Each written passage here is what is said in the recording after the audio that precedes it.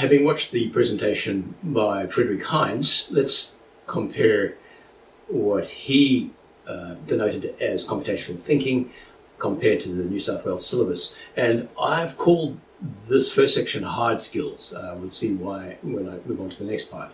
So in blue are the ones that are not in the others. In other words, in Friedrich Heinz's, he started with give step-by-step instructions, which is not included in the New South Wales syllabus one. Then the other, decompose problems into smaller parts, find patterns. That's break a problem into parts, interpret patterns. Design is in both. He has create abstractions and then design algorithms. But the New South Wales syllabus one says break a problem into parts, interpret patterns, design and implement algorithms.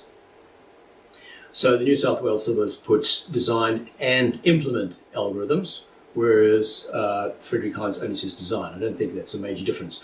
But putting give step-by-step instructions in at the top is quite a significant difference, and I would go with Friedrich Heinz. Even to yourself, I've been a computer programmer, and give step-by-step instructions to myself is very important, because what it means is don't just, when I remember, I think don't just jump in and start coding. Work out first of all how the logic works and then start coding. This one, organize data logically. Friedrich Heinz doesn't have that. That's an interesting one because it assumes that what you are coding is something that has data which is organized in some way, and that relates more to the older type systems where you had your input file and then you did work on it, and then you outputted it to something else, or using a database, you organize it logically. But I'm not sure that it applies to something like programming a game. I guess you have to define what your data is going to be, so perhaps that's what they mean by it. Anyway, that's not major differences, but I like the give step-by-step instruction ones at the top. And organize data logically, there's no harm in leaving that in. But now let's look at the next part. I made this change. A slight change is needed because patterns can only be identified after multiple instances have occurred. If I were to say to you, find the patterns in ferns, and I give you one fern, find out how patterning occurs in the variety of ferns, and I only give you one fern, you can't find the pattern. You need a certain number of examples before you can say, I start to see a pattern here. So that is why I modified it to say, do until multiple similar problems solve. That's actually pseudocode. We'll have a look at that or you'll look at it later in some more self-learning materials. What is pseudocode? And you do this until multiple problems have been solved. You give step-by-step instructions. You decompose the problem into smaller parts. You design algorithms. And then you do that a few times. And then you've done a few and say, wait a minute, I can see a pattern here. So you find the pattern. Once you've got a pattern, you can create abstractions, saying, well, this seems to apply to this group and that group and that group. And then you can go and design algorithms. So I changed it that way. So the syllabus hard skills description, perhaps a better description. This is my suggestion. Computational thinking, I think this one might work better when you're actually thinking of how to engage students in computational thinking. It's a process where problems are analyzed and solved so that a human, machine, or computer can effectively implement the solutions. It involves using these strategies to solve problems, clearly specify the problem, that one wasn't there before, break the problem into parts, decompose it, organize the data logically, then design and implement algorithms. So it's not just da-da-da-da, it's do that, and that then results in your being able to do something else. After this has been done 2 or more times for similar problems, recognize the patterns in the solutions, algorithms, abstract and generalize, interpret the solution using the recognized patterns, design and implement algorithms to solve the problem using the generalized solution. And that then includes the good ideas from Friedrich Heinz, and also the understanding that you can only find patterns once you've done something more than once. This is an important difference. Friedrich Heinz also nominated some soft skills, computational thinking attitudes, which are confidence in dealing with complexity, persistence in working with difficult problems, tolerance to ambiguity, the ability to deal with open-ended problems, the ability to communicate and work with others to achieve a common goal or solution. My way of thinking, those were implied in Jeanette Wing's description of computational thinking, but definitely not in the syllabus one. The syllabus one is what are called hard skills.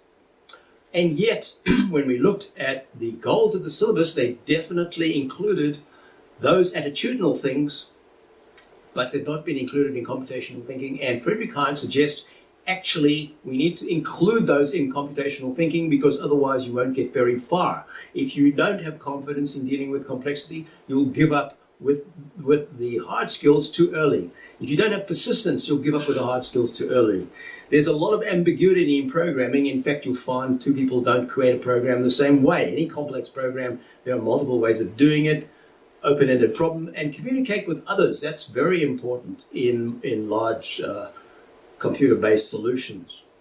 So I think that Frederick Hines is right, that actually we should include those in computational thinking. And it comes back to something that is wonderful about this syllabus compared to others. That is, failing is built into it. If you don't understand that about working with computers, and also working with scientific method and scientific research, then that's an important part that you have to modify your view to recognize. And if the students know that, then what we're looking for, if you haven't made a mistake in your program, I don't know what that means, but you probably haven't looked hard enough for the mistakes. And it's the same in scientific research. It's not a failure to find that your hypothesis was wrong, because it's just as good to prove that this is not right. Let's move on to the next step, as to say, this is right, let's move on to the next step. And this syllabus lets you do that, and that's why these soft skills in computational thinking are really important. Not only there, but right across the board. So I find Frederick Hines' video very useful and very important. The term computational thinking can be misleading by virtue of its name, which may seem to suggest is how computers think, and how we might think if we wanted to think like computers, but it is not. So, but that in fact, I find that misunderstanding flowing all the way through amongst teachers that I've worked with in educational environments. It seems to be the error that Akara made in defining computational thinking for themselves, because they said it's how computers think, and therefore it's how you program for a computer, but it's not. It's problem-solving thinking, which can be used with any problem and not just computer problems. That's a really important point. Computational thinking applies all over the place. So what if we chose instead, or also to name it, problem-solving thinking? It extends its usefulness way beyond programming a computer. So what I'd like you to do is pause and clarify in your group what points you want your definition of computational thinking to include, to make it most effective in helping you prepare your students for present requirements and future lives, as the student asks us to do. And then come back to this course. The next one is design thinking. This is the New South Wales K-6 definition of design thinking. Design thinking is a process where a need or opportunity is identified and a design solution is developed. The consideration of economic, environmental, and social impacts that result from design solutions are core to design thinking. Design thinking methods can be used when trying to understand a problem, generate ideas, and refine a design based on evaluation and testing. And in the glossary, there's a definition of designing, a process that typically involves identifying and defining, researching and planning, producing and implementing, and testing and evaluating to create a design solution. A good definition stands on its own. If could the definition of design thinking be the same as a definition for cat therapy thinking? And if I substituted everything with cat therapy and it still made sense, you'd have to say, whoa, how can design, if I said this is design thinking, this is cat therapy thinking, and someone would come away saying, well, I have no more idea about what one is than the other, because the same definition works for both. But I thought of a better one. What about fabrication? That works for design. So if you showed someone this and you said this is a definition of fabrication thinking, it works for fabrication. How can it work for design and fabrication? Because they're both different things. The fabrication thinking definition was constructed by replacing the word design by fabrication. It makes just as much sense, which indicates that the New South Wales syllabus definitions is adequate. As fabrication is different from design, so there must be something missing from the definitions to differentiate the two concepts. The ACARA Australian K-6 syllabus description of design thinking is a much better definition than the New South Wales syllabus one, but it's still, in my opinion, lacking. And again, if you substitute design with fabrication, it works perfectly. Even the if you have a look at the bottom, the definition: design to plan and evaluate the construction of a product or process, including an investigation. Fabricating to plan and evaluate the construction of a product or process, including an investigation. What's the difference? Not much use to you in figuring out what am I actually supposed to show them. What are they doing? So here I went searching and found this, the Interaction Design Foundation of Denmark. Denmark is known for excellent design, the definition of design thinking. Now look at what it starts off with. Design thinking is a process in which we try to understand the user. Missing from both of those, and yet that is the foundation of design. You've all worked with a website, had to work with a website that was not based on understanding the user, and you struggled to use it. That's because they used the other way, which is what am I trying to achieve, rather than what does the person on the other end of this actually want. To understand the user, you challenge your assumptions. You redefine problems in an attempt to identify alternative strategies and solutions that might not be instantly apparent with our initial level of understanding. It's a way of thinking and working, as well as a collection of hand-on methods. Design thinking revolves around a deep interest in developing an understanding of people for whom we're designing the products or services. That was completely missing from the other two. Is it not important in design to think about the people? Well, you might say, well, if you're designing a new feeding tray for your cat, people's interests aren't important. So let's just swap people with the end user. So we could say it revolves around a deep interest in developing an understanding of the end user for whom we're designing the products or services. It helps us observe and develop empathy with the user. It helps us in the process of questioning the problem, questioning the assumptions, and questioning the implications. In design thinking, we reframe the problem in human-centered ways, or cat-centered ways, create many ideas in brainstorming sessions, and adopt a hands-on approach in prototyping and testing. Design thinking involves repeated and ongoing experimentation, sketching, prototyping, testing, and trying out concepts and ideas. Now, that is a very full description, and you might say there's too much there. Well, you're going to be working with design thinking. This syllabus goes for 6 years. Let's see, K. It's K. It's 1E, early stage 1, up to year 6.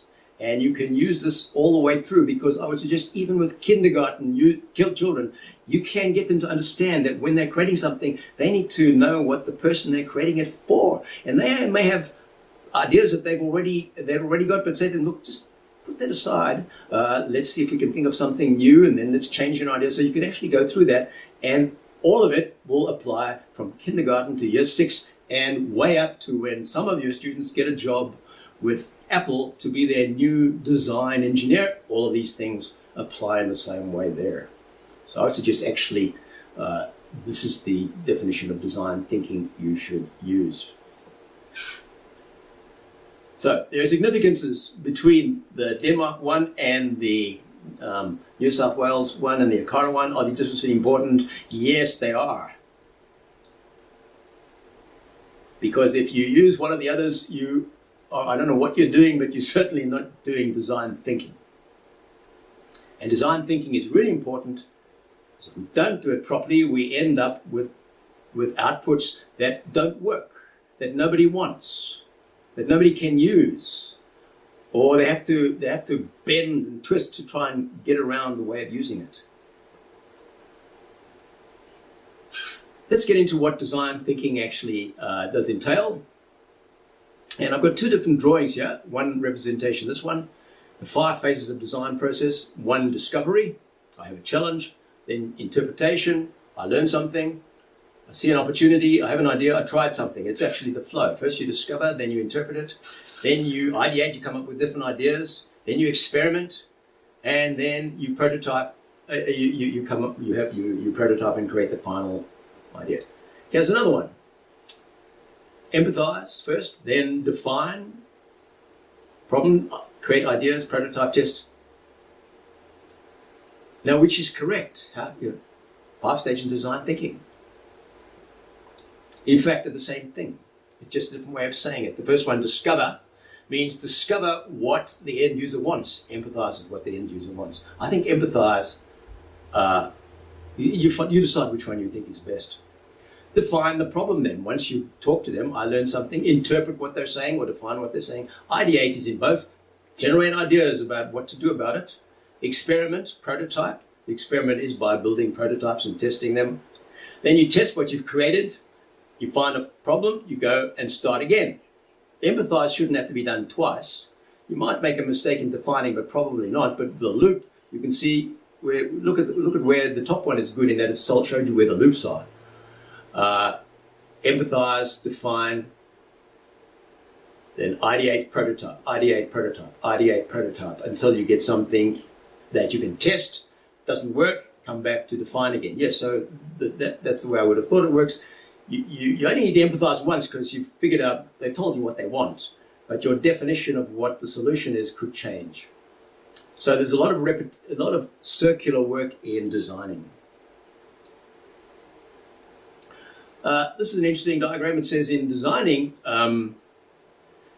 it offers relationships between divergent and convergent thinking modes. What does that mean? It means that some parts of it, you're trying to get bigger and bigger ideas, more and more. Let's not shut down on what we're thinking about. And then you say, okay, now what we need to do is take what we've got and refine it and refine it and refine it. So you can see as you're doing the discovery, you want more and more and more information so that you're not missing anything. And as you interpret it, as we do with more and more information, we start to refine it and decide what is important here, what isn't. We can throw away that which is actually not relevant, keep that which is. And now from that, I'm going to generate more and more ideas. And then I will start to experiment with those ideas, and through my experimentation, I'll get a better and better idea of what I want, and out comes a product.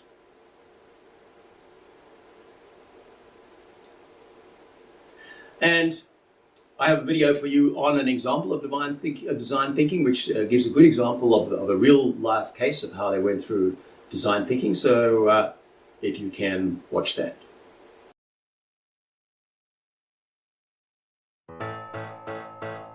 Suppose you are a part of a thriving business and need to branch out and find that next big thing.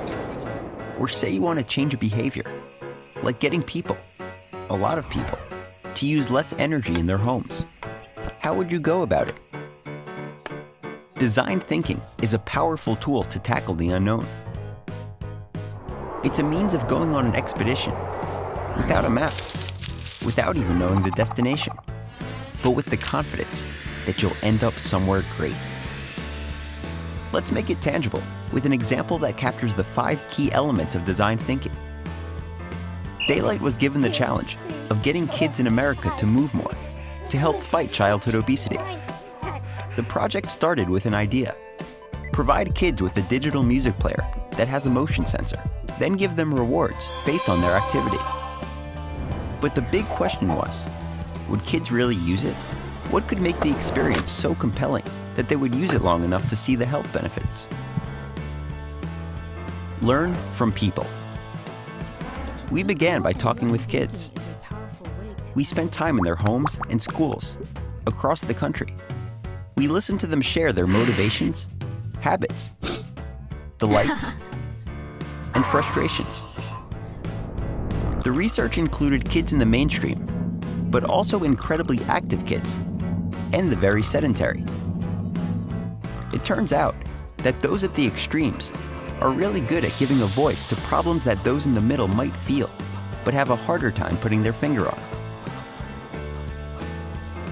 Find patterns. We captured our observations on hundreds of Post-it notes and laid them all out to make sense of what we learned. Using informed intuition, we looked for patterns that pointed to opportunities. Daniel said, "I get bored with solo video games. It's the multiplayer ones that keep me coming back." Meg said, "I don't listen to music while I'm running because I want to talk to people." Define design principles.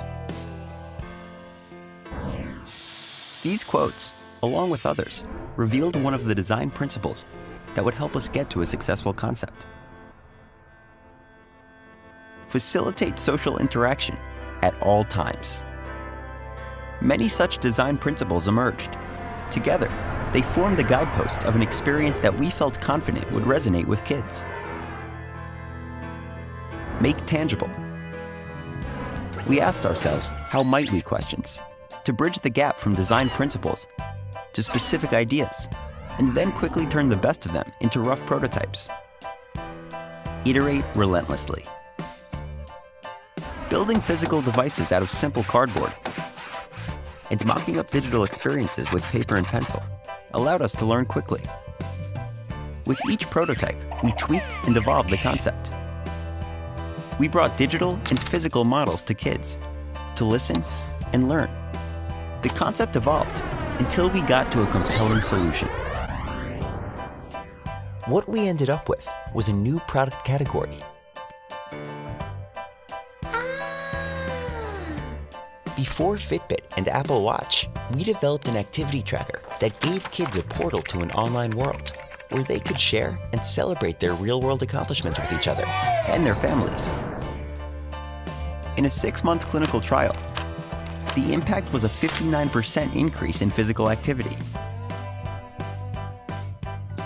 Learn from people. Find patterns. Define design principles. Make tangible. Iterate relentlessly. Whatever the challenge, design thinking is a powerful tool to reveal new ways of thinking and doing. What in your world could benefit from design thinking?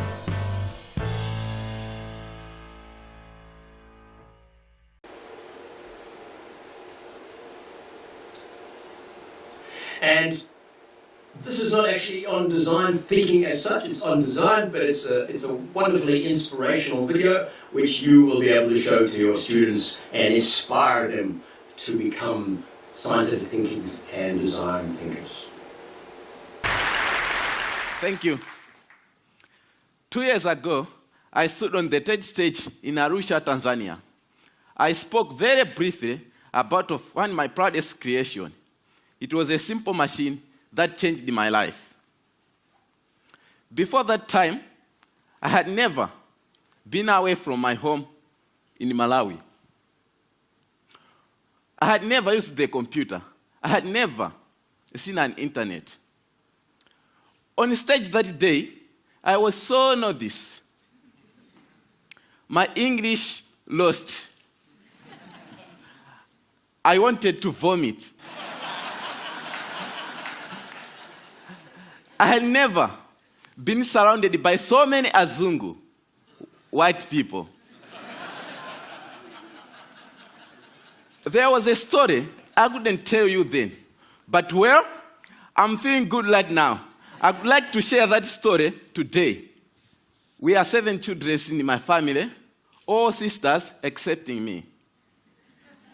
This is me with my dad when I was a little boy. Before I discovered the wonders of science, I was just a simple farmer in a country of poor farmers. Like everyone else, we grew maize. One year, our fortune turned very bad. In 2001, we experienced an awful famine. Within 5 months, all Malawians began to starve to death. My family ate 1 meal per day at night, only 3 swallows of sima for each one of us. The food passes through our bodies. We drop down to nothing. In Malawi, secondary school, you have to pay school fees. Because of the hunger, I was forced to drop out of school. I looked at my father and looked at those dry fields. It was the future I couldn't accept. I felt very happy to be at the first year of secondary school. So, I was determined to do anything possible to receive education. So I went to a library. I read books, science books, especially physics. I couldn't read English that well. I used diagrams and pictures to learn the words around them. Another book put that knowledge in my hands. It said, windmill could pump water and generate electricity. Pump water meant irrigation, a defense against hunger, which we were experiencing by that time. So I decided I'll build one windmill for myself. But I didn't have materials to use. So I went to a scrapyard where I found my materials. Many people, including my mother, said I was crazy. I found a tractor fan, shock absorber, PVC pipes. Using a bicycle frame and old bicycle dynamo, I built my machine. It was 1 light at first, and then 4 lights with switches, and even a circuit breaker modeled after an electric bell. Another machine pumps water for irrigation. Queues of people start lining up at my house to charge their mobile phone. I could not get rid of them. And the reporters came too, which led to bloggers, and which led to a call from something called TED. I had never seen an aeroplane before. I had never slept in a hotel. So, on stage that day in Arusha, my English lost. I said something like, I tried and I made it. So I would like to say something to all the people out there, like me, to the Africans and the poor who are struggling with your dreams. God bless. Maybe one day you will watch this on the internet. I said to you, trust yourself and believe. Whatever happens, don't give it up. Thank you.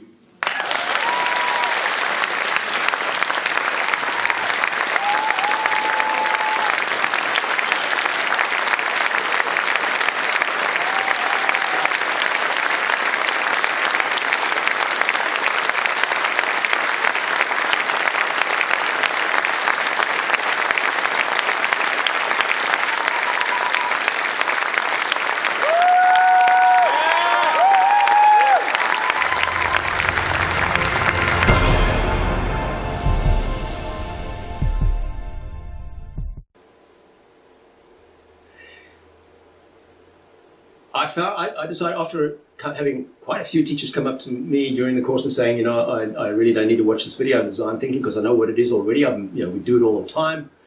And I thought, actually, I don't know that you do know what design thinking is. If the syllabus creators don't know what it is, and we've been, then we can't be blamed for not knowing it ourselves. But this is what it actually is. It's finding the best design thinking. I think that because that phrases it quite differently. I think from what I've heard from talking to teachers that this one perhaps teachers think, well, this one's not that important, but it is very important because outside of scientific design or technological design, because what it does is it leads us through the process of developmental thinking. How do I get to a better place than this, or the best place to understand this from? And it could be used in sociology, in psychology, in any kind of research as well. It goes well with scientific thinking. So I think that it is actually worth, at some stage, going quite deeply through those ideas of what design thinking is to really get a hold of them. So what I'd like you once again to do is pause and clarify in your group what you want your definition of design thinking to include. I guess if you only teach early year one, pre-year one, you would have something different from someone who's teaching year 6. And so if you can do that and figure out what would you like to have in your definition of design thinking that you're going to be using in your teaching, and then come back to this course. Next we have systems thinking. The New South Wales Science and Technology Syllabus Description of Thinking, Systems Thinking. The definition of systems thinking is an understanding of how related objects or components interact to influence how a system functions. Students are provided with opportunities to recognize the connectedness of interactions between phenomena, people, places, and events in local and wider contexts, and the impact of their decisions. The aim of systems thinking is understand, this is all in the syllabus, in the description of systems thinking, it is understanding the complexity of systems and the interdependence of components. It is important for scientific research and for the creation of solutions to technical, economic, and social issues. And the glossary, a system is a set of components within the natural and made environments that interact. An understanding of natural complex systems requires the integration and application of concepts from more than one science discipline. See digital system, that comes from the syllabus's glossary. The ACARA definition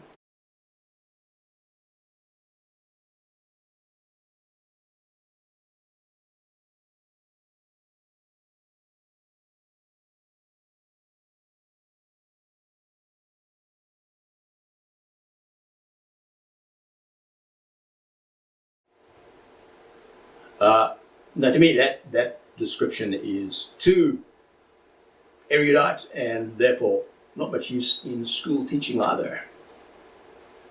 I prefer the New South Wales definition, the one that they created, the NISA one. Here we have the Systems Thinking World Initiative definition of systems thinking. You can do an entire doctorate on systems thinking. It's a very important part of economics, of sociology, of business. So you'll find lots of material on it. And that's why there's a world initiative, Systems Thinking World Initiative. A system is an entity that maintains its existence through the interaction of its parts. A lovely, simple one, which actually describes much more succinctly what a system is. Systems thinking is a way of understanding how things in a system work through investigating the interactions between the parts of the system. In systems thinking, we go beyond linear cause and effect to study patterns of behavior and interrelationships between the parts of a system to help explain and predict events. Systems thinking helps us develop a deeper understanding of the nature of the way things operate and detect and correlate problems in an existing or prospective system. That is, to me, a perfect, that definition, if you change your wording, you could actually explain it to a kindergarten group, I think. My granddaughter is now 4 years old, and certainly it could be understood all the way through the other age groups. And it really does go to the heart of systems thinking, but in a lovely, succinct way. So I guess that's the one that I would prefer to use. This is a very useful idea that event-oriented thinking, what do we got that's event-oriented thinking in this? Well, computational thinking is event-oriented. We're actually creating algorithms to have some sort of event eventuate. That's where eventuate, something to happen, to eventuate. So programs work in straight lines, but they have loops that take them back, but that's more, because computational thinking is more like that.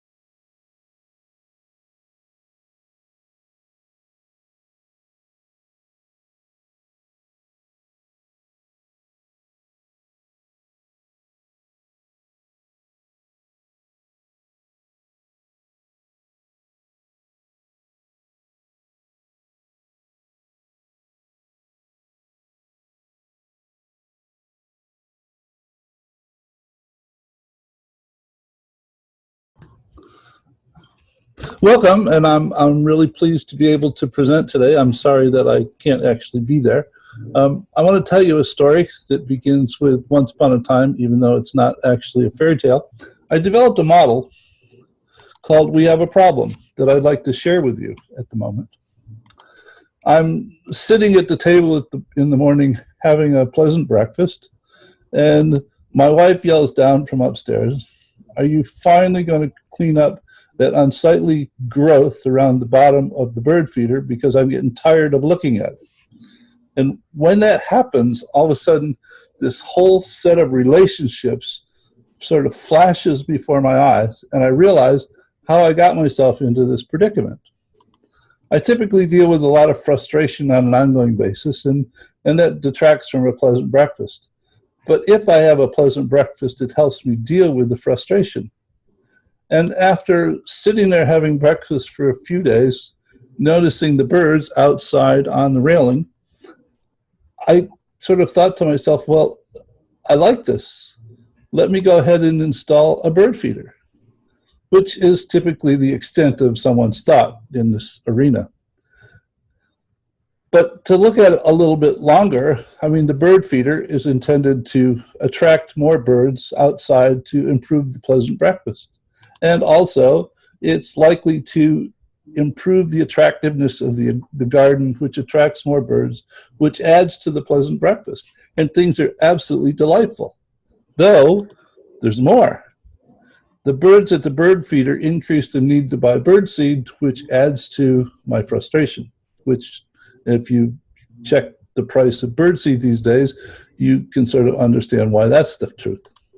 And the birds at the feeder create spillage, which increases the need to buy bird seed, which also promotes the unsightly growth, which increases my frustration. And the spillage attracts rodents, which I have to figure out how to deal with, which is more frustration. And the bird feeder attracts squirrels, the universal eating machine, which decreases the birds at the feeder and increases the need to buy bird seed, which adds to the frustration, and things are going downhill rapidly. And then the birds are also pooping all over the railing, which I have to figure out how to clean up.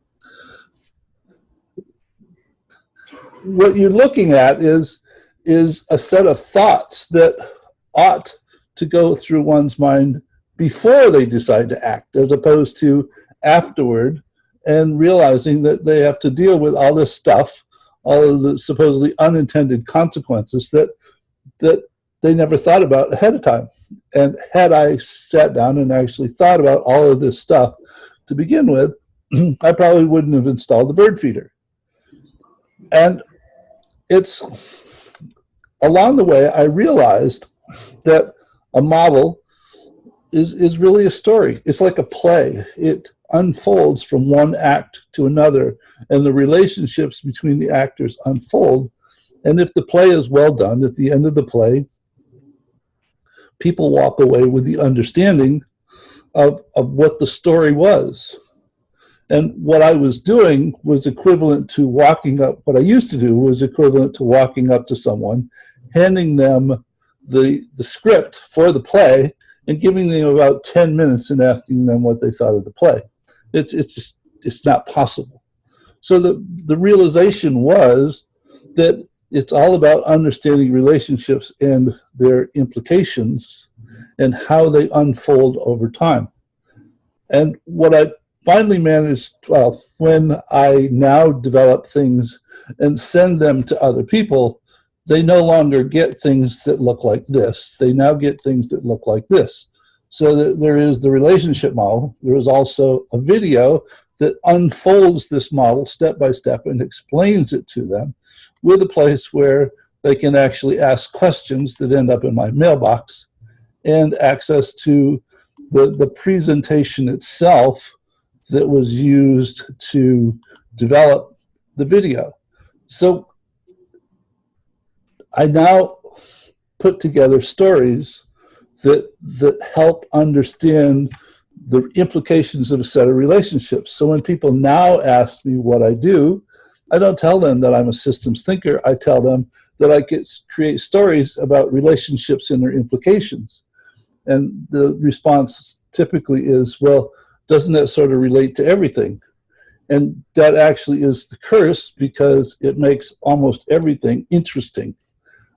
It's hard to stay focused because it's all about relationships and their implications. When you think about the difference between the person just learning, learning how to play chess, and the person, the grandmaster, the difference is the extent to which they think ahead about the relationships and their implications, moves after moves after moves. So I now say that I no longer, as I said, I no longer say that I'm a systems thinker. I simply talk about developing relationships and their implications. And I have sort of distilled it all down to a single word, or a single question, and the question is, and. So that given a particular situation, what I do is I ask, and what does this influence, and what influences this? And I continue to ask those two questions as I construct the set of relationships, expanding to attempt to identify all of the ones that are relevant. Now, it's difficult to figure out sometimes which ones are relevant and which ones aren't, so you put some in and you take some out and whatever. And when I get to a point where I can't think of anything, any additional answers based upon what I know, then I sort of wrap it up and send it to some other people to look at and think about, not with an intent of impressing them with how smart I am, because they don't care. More in the hopes that they will ask questions and come up with answers that I simply didn't realize to better develop the relationship model. I mean, the whole intent of the model is to promote understanding, and to the extent to which it does that, it's a good model. And what I'd like again to ask you to do is to pause now and go back over those definitions of systems thinking. Once again, create for yourself the definition of systems thinking that you want to use in your teaching, that you believe. If I pick and choose and include these and don't include these, that will make it most effective for me, for you, in helping you prepare your students for present requirements and future lives. So pause and do that.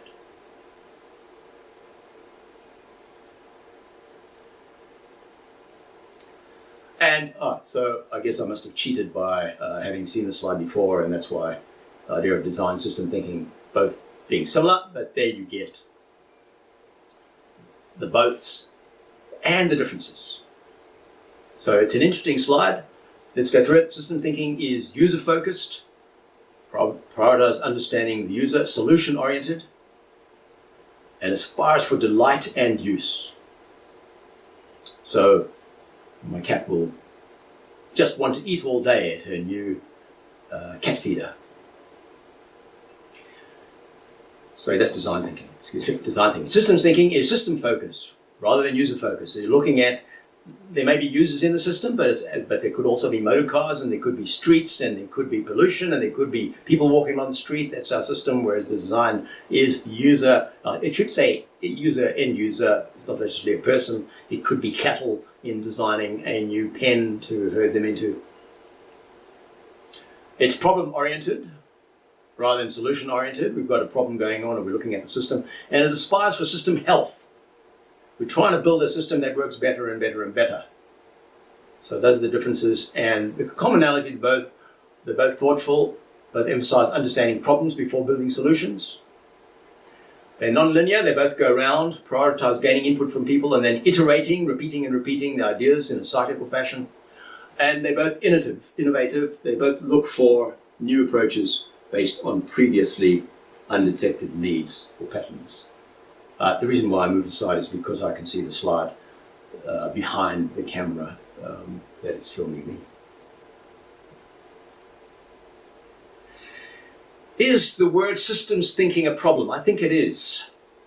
A lot of this naming is an issue, I think, in teaching students. It's great for if you're teaching universities. At university, I love having these special sounding names, but when in teaching kids, Design thinking, okay, that makes sense, but computational thinking is not a good name. And I'm not sure that systems thinking is either. So what did I think? What could we do? We could call it interactions thinking, dependencies thinking, dynamics thinking, or dynamic interactions and dependencies thinking. Well, I'd have a lot of trouble explaining that to my 4-year-old granddaughter. I wonder if you could think of, if you agree with me that just the name systems thinking will worry many students. It sounds like a combination of mathematics and science linked with biology, and that would have put me off for life. I would invite you to pause now and see whether you can think of a better name to reflect what this is than systems thinking, and then carry on. The final one is scientific thinking. Of course, a very important one in this syllabus because this is about science. But in fact, once we've been through it, I would suggest that actually that name is excellent for the syllabus, but it's also not the best name because scientific thinking is world thinking, life thinking, problem-solving thinking, scientific and critical thinking. I was trying to find a definition of, it's hard to find good definitions of scientific thinking and because scientific method and scientific thinking, what are they? So here, let's read this. When one uses the scientific method to study or investigate nature of the universe, one is practicing scientific thinking. That, of course, raises the question, what is scientific method? If that's all we had as a definition, it would be as useless as the syllabus one on design. But scientific thinking is not reserved solely for scientists. Anyone can think like a scientist who learns the scientific method, and most importantly, applies its precepts, whether he or she is investigated in nature or not. When one uses the methods and principles of scientific thinking in everyday life, such as when studying history or literature, investigating societies or governments, seeking solutions to problems of economics or philosophy, or just trying to answer personal questions about oneself or the meaning of existence, one is said to be practicing critical thinking. Critical thinking is thinking correctly for oneself that successfully leads to the most reliable answers to questions and solutions to problems. In other words, critical thinking gives you reliable knowledge about all aspects of your life and society, and it's not restricted to the formal study of nature. Scientific thinking is identical in theory and practice, but the term would be used to describe the method that gives you reliable knowledge about the natural world. So what is the difference between critical thinking and scientific thinking? It's that when you're doing scientific thinking, you're doing thinking about science. But actually, what it's teaching you is how to be a critical thinker. And that's why I'm saying, let's name it something else. But if you call it critical thinking, it's already been given that name, and that name is meaningless now because it's used in so many ways. Anyway, let's carry on. Clearly, scientific and critical thinking are the same thing, but where one, scientific thinking, is always practiced by scientists, the other, critical thinking, is sometimes used by humans and sometimes not. Some professionals in the humanities, social sciences, jurisprudence, business and journalism practice critical thinking as well as any scientist, but many, alas, do not. Great article. This carries on. Scientists must practice critical thinking to be successful. You can't be a scientist if you don't practice critical thinking. Of course, you can if you're on the side of saying there is no such thing as climate change. But the qualifications for success in other professions do not necessarily require the use of critical thinking. A fact that is a source of much confusion, discord, and unhappiness in our society. The scientific method has proven to be the most reliable and successful method of thinking in human history. And it's quite possible to use scientific thinking in other human endeavors. For this reason, critical thinking, the application of scientific thinking to all areas of study and topics of investigation, is being taught in schools throughout the United States and Australia. And its teaching is being encouraged as a universal ideal. The important point is this: critical thinking is perhaps the most important skill a student can learn in school and college, since if you master its skills, you know how to think successfully and reach reliable conclusions. And such ability will prove valuable in any human endeavor, including the humanities, social sciences, commerce, law, journalism, and government, as well as in scholarly and scientific pursuits. Since critical thinking and scientific thinking are, as I claim, the same thing, only applied for different purposes, it's therefore reasonable to believe that if one learns scientific thinking in a science class, one learns at the same time the most important skill a student can possess, critical thinking. This, to my mind, is perhaps the foremost reason for students to study science, no matter what one's eventual major, interest, or profession. So, if you want to know what scientific thinking is, you will need to know what the scientific method is. So, the scientific method is a method of research in which a problem is identified, relevant data is gathered, a hypothesis is formulated from this data, and the hypothesis is empirically tested. What does that mean? Let's just pause for a second on hypothesis, and of course, as we all know, the hypothesis is the proposal that we propose this as being that which we want to test. My hypothesis is that that gravity is causing the moon to pull the Earth away from the sun.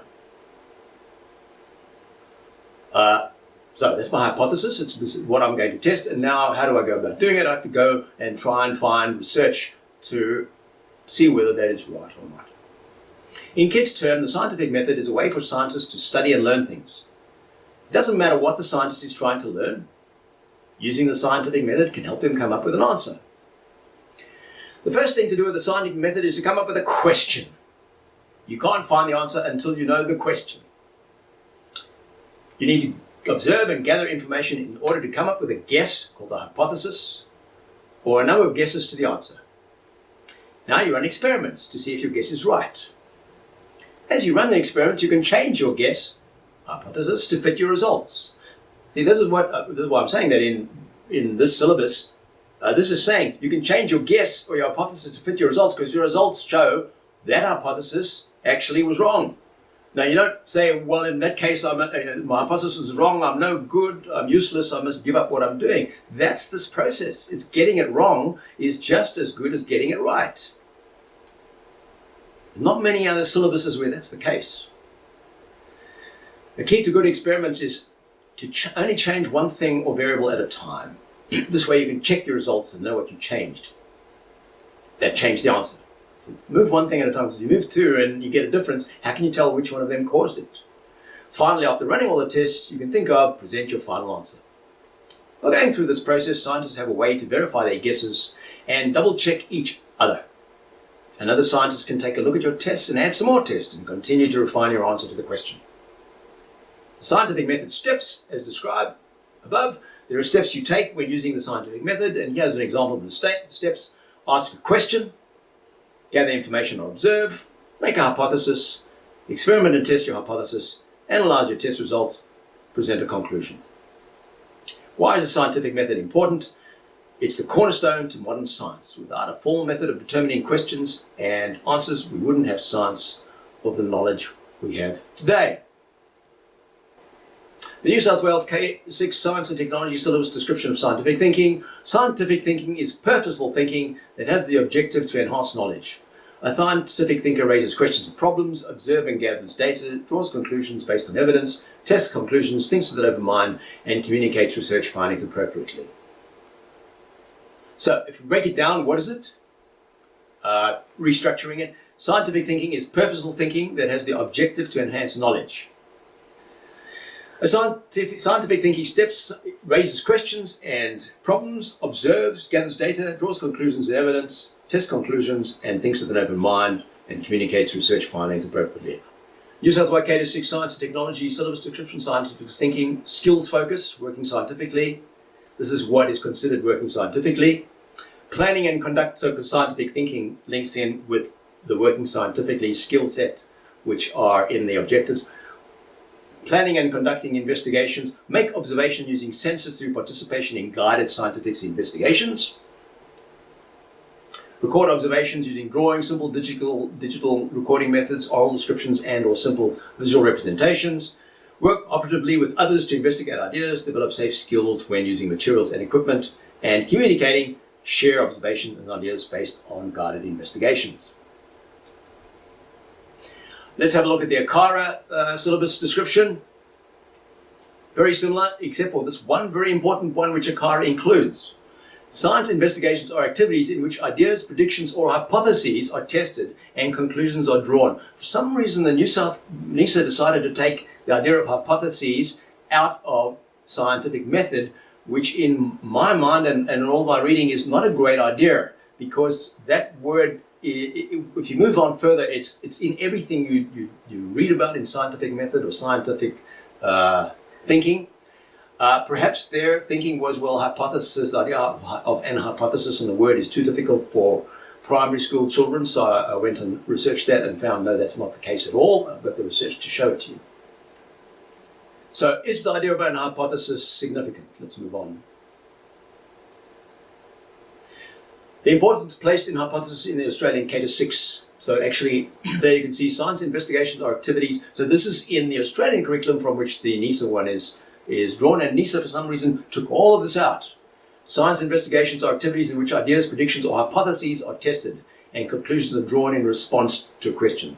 Questioning and predicting, identifying and constructing questions, proposing hypotheses and suggesting possible outcomes. The glossary, they define hypothesis. In theory, hypothesis is a tentative idea or explanation for an observation, which can be tested and either supported or refuted by investigation.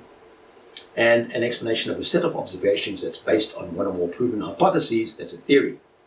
A reason for that may be that the Australian curriculum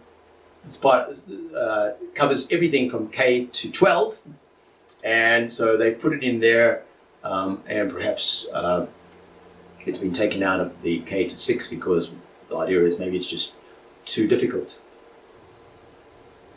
But this is where I went into research, is that the problem, the word hypothesis. Can primary school students understand the concept of hypotheses? Here, the nature and role of hypotheses in school science investigations.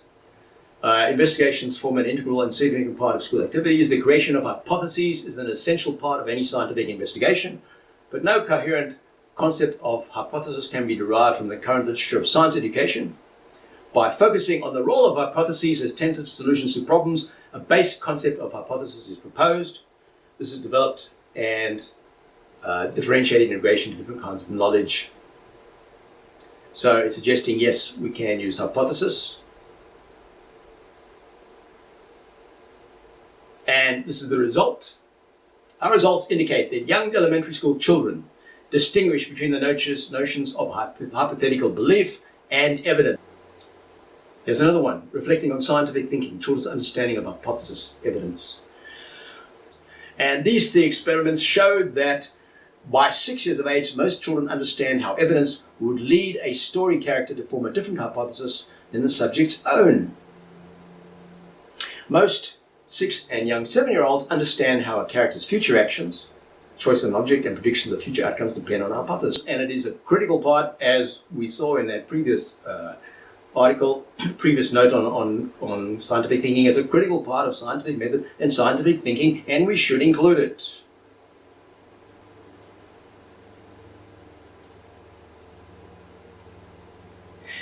I've got some great videos for you to watch on scientific thinking, and this is the first one. So if you can watch this.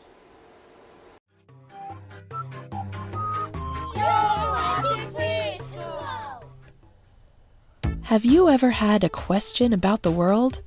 Like what plants need to grow? Or how to blow bigger bubbles? There is a way to find the answer to these and other questions that is used by scientists. It is called the scientific method. If you use it, you can be a scientist too. The scientific method is a way to ask and answer scientific questions by making observations and doing experiments. There are 6 simple steps to follow. First, ask a question or identify the problem you would like to solve. Second, make observations and do research about your topic. Observation means to study carefully. Once you have observed and researched your problem, you are ready for step 3. Form a hypothesis. A hypothesis is an educated guess about how something works. In order to be useful, a hypothesis needs to be testable. This means that you can actually test it and see whether it is true or not. After you have your hypothesis, move on to step 4. Design an experiment and test your hypothesis. When designing an experiment, you must be sure to only test one thing at once. You can do this by making sure to only change one thing or variable in each experiment. Everything else must remain the same. Once you have completed your experiment, analyze your data. To do this, you will look at the results of your experiment and try to figure out what it means. Finally, using your data, you can draw a conclusion. If your conclusion did not support or agree with your hypothesis, that's okay. It doesn't mean it was a bad experiment. Using the information from your first experiment, you may need to form a new hypothesis and create a new experiment to test it. Even if your conclusion does support your hypothesis, you may have a new question you'd like to test and can begin the scientific process all over again. The scientific method is a step-by-step way to solve problems and answer questions logically. Thanks to the scientific method, many important discoveries have been made about our world, but many unanswered questions remain. Would you like to help answer them? You can. Just remember to be scientific. Ask a question, make observations, form a hypothesis, design an experiment and test that hypothesis, analyze your data, and draw a conclusion.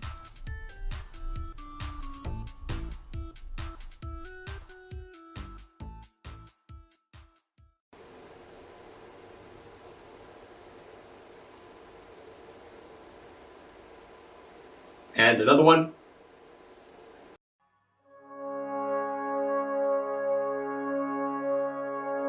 When I think of science, I think of a truly human activity.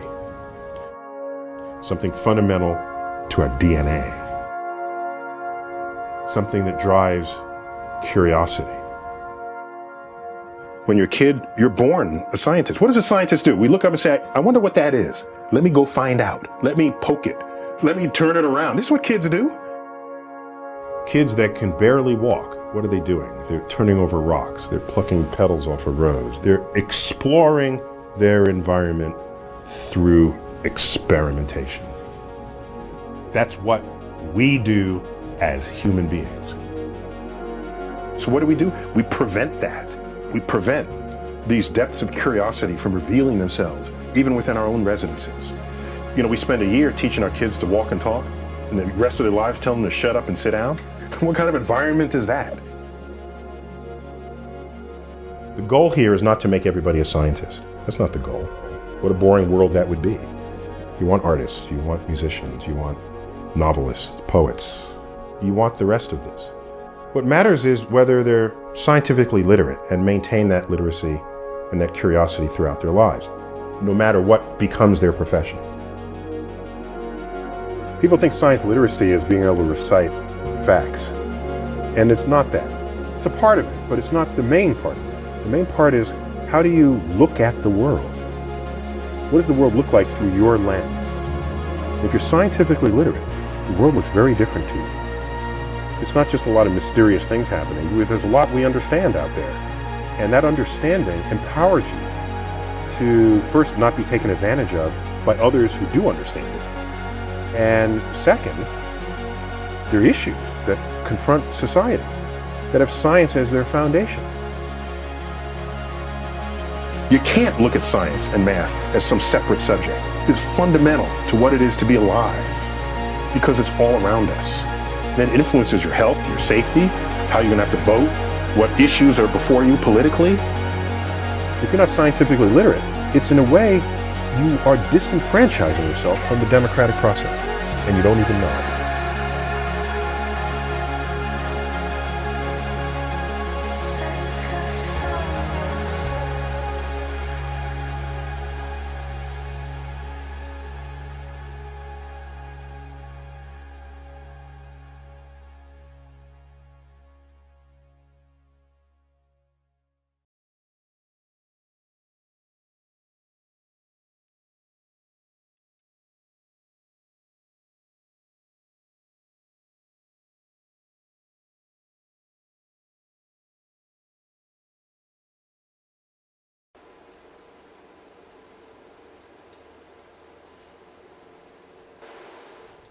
I'm often asked by parents, what advice can I give them to help get kids interested in science?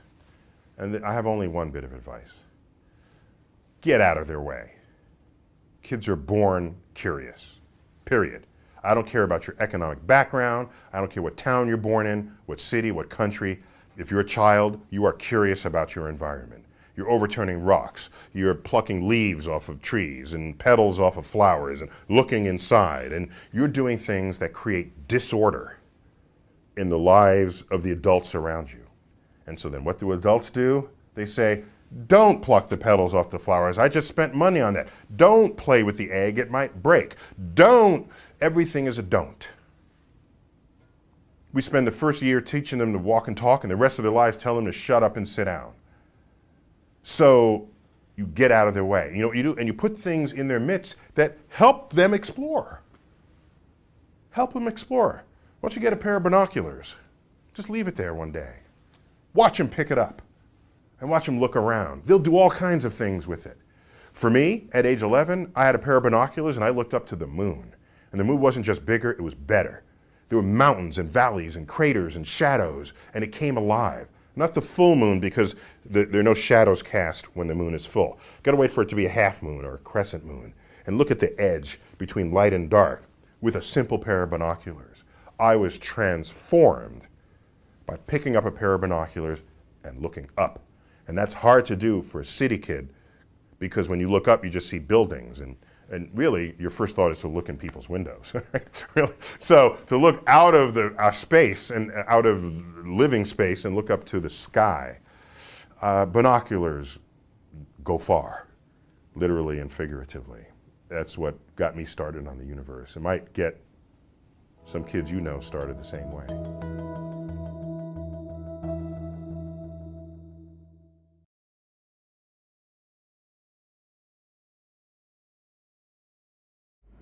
Hello, my name is Dr. Craig Childress. I'm a clinical psychologist in Pasadena, California. I specialize in treating ADHD spectrum issues, angry oppositional kids, family relationship problems, and parenting issues. And today I'm going to talk with you about how to develop critical thinking skills in your child. One of the things about critical thinking skills is that they involve a part of the brain called the frontal lobe. This tends to be the last maturing system within the brain, typically comes online around the ages of 5 to 7 and is used extensively between 7 to 12. In terms of how the brain grows and develops, it grows on the principle of we build what we use. So in developing a child's critical thinking skills, what we want to do is use that system, use it as much as possible. Some of the ways we can help the child use this system is by how we approach and interact with them.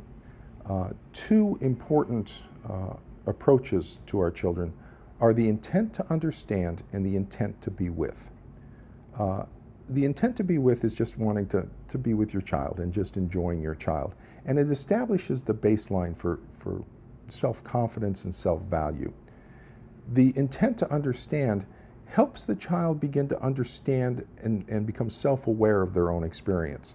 So rather than just giving the child solutions, we help the child develop their own solutions with an intent to understand, which is a simple curiosity and caring about the child's experience from the child's point of view. I wonder what it's like to do this.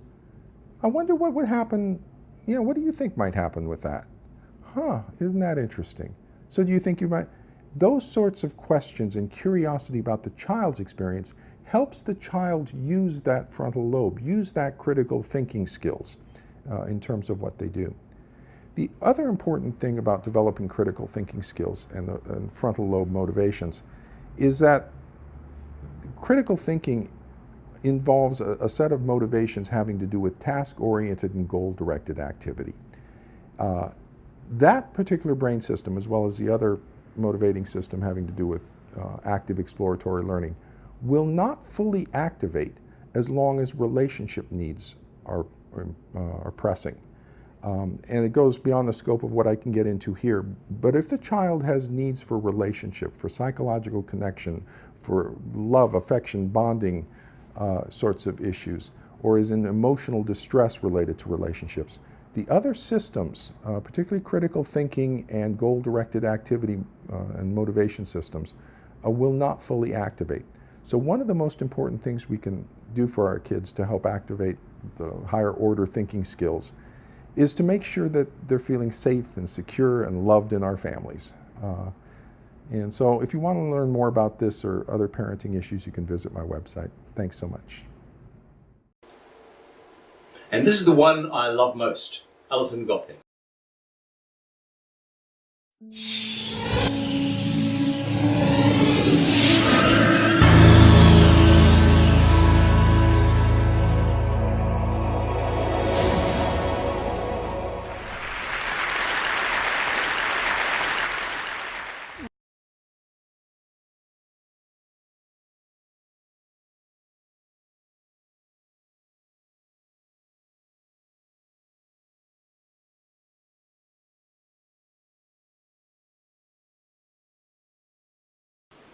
And in fact, the baby's brain seems to be the most powerful learning computer on the planet. But real computers are actually getting to be a lot better. And there's been a revolution in our understanding of machine learning recently, and it all depends on the ideas of this guy, the Reverend Thomas Bayes, who was a statistician and mathematician in the 18th century. And essentially what Bayes did was to provide a mathematical way, using probability theory, to characterize, to describe the way that scientists find out about the world. So what scientists do is they have a hypothesis that they think might be likely to start with. They go out and test it against the evidence. The evidence makes them change that hypothesis. Then they test that new hypothesis, and so on and so forth. And what Bayes showed was a mathematical way that you could do that. And that mathematics is at the core of the best machine learning programs that we have now.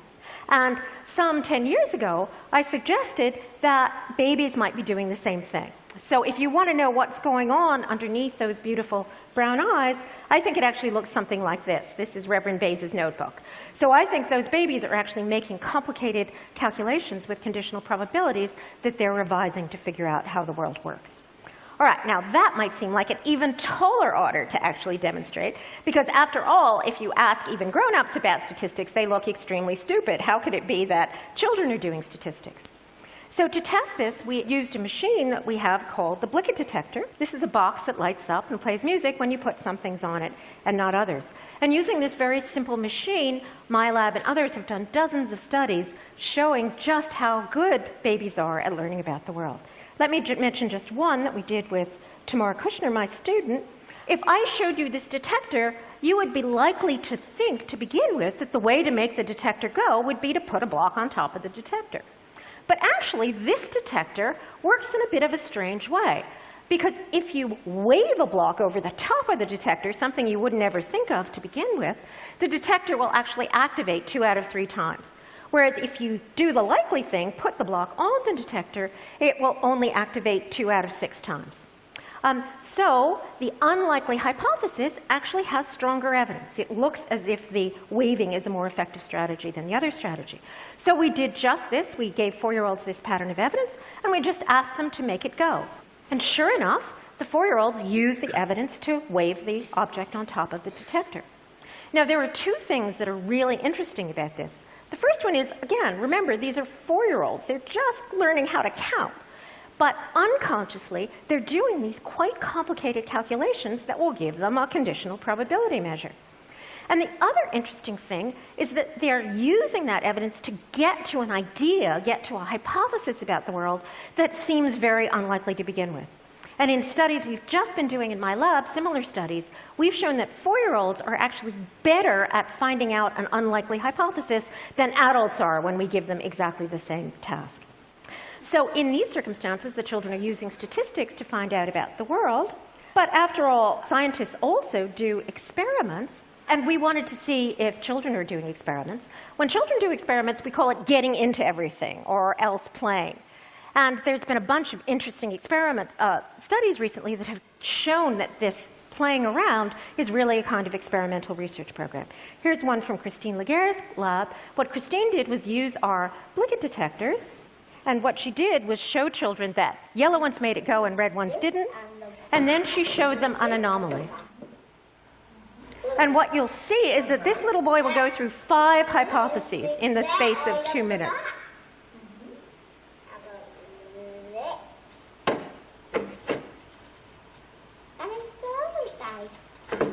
Okay, so his first hypothesis has just been falsified. Nothing. This one's lighting up, and this one's not. Okay, he's got his experimental notebook out. What's making this light up?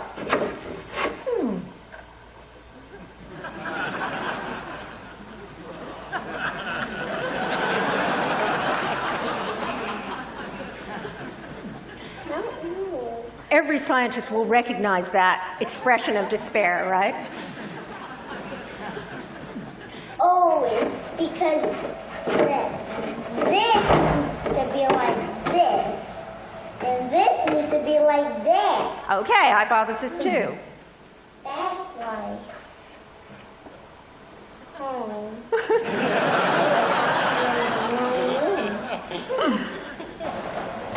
Now, this is his next idea. He tells the experimenter to do this, to try putting it out over onto the other location. Not working either. Oh, because the light goes only to here, not here.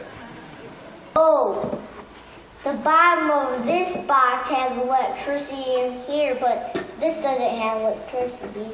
Okay, that's the 4th hypothesis. It's lighting up. So you need to put 4. So you need to put 4 on this one to make it light up, and 2 on this one to make it light up. Okay, there's the 5th hypothesis. Now that is a particularly adorable and articulate little boy. But what Christine discovered is this is actually quite typical. If you look at the way children play, when you ask them to explain something, what they really do is do a series of experiments. This is actually pretty typical of 4-year-olds. Well, what's it like to be this kind of creature? What's it like to be one of these brilliant butterflies who can test 5 hypotheses in 2 minutes? Well, if you go back to those psychologists and philosophers, a lot of them had said that babies and young children were barely conscious if they were conscious at all. And I think just the opposite is true. I think babies and children are actually more conscious than we are as adults. Now, here's what we know about how adult consciousness works. And adult attention and consciousness look kind of like a spotlight. So what happens for adults is we decide that something's relevant or important, we should pay attention to it. Our consciousness of that thing that we're attending to becomes extremely bright and vivid, and everything else sort of goes dark. And we even know something about the brain, the way the brain does this. So what happens when we pay attention is that the prefrontal cortex, the sort of executive part of our brain, sends a signal that makes a little part of our brain much more flexible, more plastic, better at learning, and shuts down activity in all the rest of our brains. So we have a very focused, purpose-driven kind of attention. If we look at babies and young children, we see something very different. I think babies and young children seem to have more of a lantern of consciousness than a spotlight of consciousness. So babies and young children are very bad at narrowing down to just one thing. But they're very good at taking in lots of information from lots of different sources at once. And if you actually look in their brains, you see that they're flooded with these neurotransmitters that are really good at inducing learning and plasticity, and the inhibitory parts haven't come on yet.